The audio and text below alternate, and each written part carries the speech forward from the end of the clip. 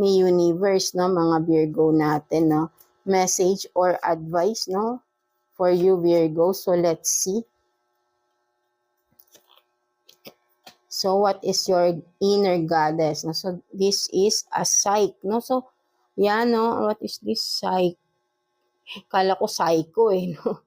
Psych, no? So yan, no, maybe for some of you Virgo, no, sinasabi dito ni universe, no, you have this goddess na, you have this inner na you have na parang naano ako tuloy-tuloy.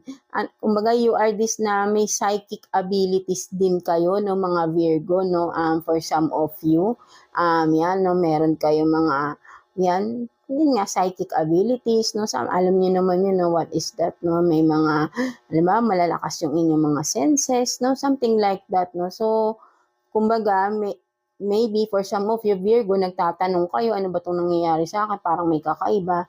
Yeah, maybe it's a confirmation for you, no? Sinasabi dito, no? That you are this, no? You have this psychic abilities, no? So, if you are experiencing something new, no, something na hindi mo ma-explain sa iyong sarili, that's why, because you have this, no, psychic abilities, no. So, i-develop mo siya because makakatulong yun sa iyo, no, mga Virgo, no. So, diba, napakaganda. Maybe ikaw ay maybe yung pagka-psychic, no, for some of you ay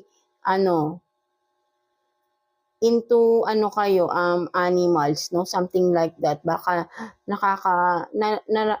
pwede kayong makipag connect sa animals, no, something, or but then with this butterfly kasi nakikita ko naman dito is parang merong transition na nangyayari, no, for some of you Virgo. Talagang may pagbabagong nangyayari for some of you na may kinalaman sa iyong psychic abilities, no, something like that ng mga Virgo. So nag-i-evolve ka na, kumbaga ito na, no, nagiging butterfly na, no, from cocoon, no. So nade-develop mo na talaga siya, no, for some of you naman Virgo, no. So maganda rin ito, no. So kumbaga nakikita rin talaga ni universe yung iyong hard work, kumbaga yung iyong effort to develop those abilities that you have, no, mga Virgo. So yeah, that's it for you Virgo, no. So I hope naka-resonate kayo sa ating reading today, mga Virgo natin. So, yeah, thank you for watching, Virgo.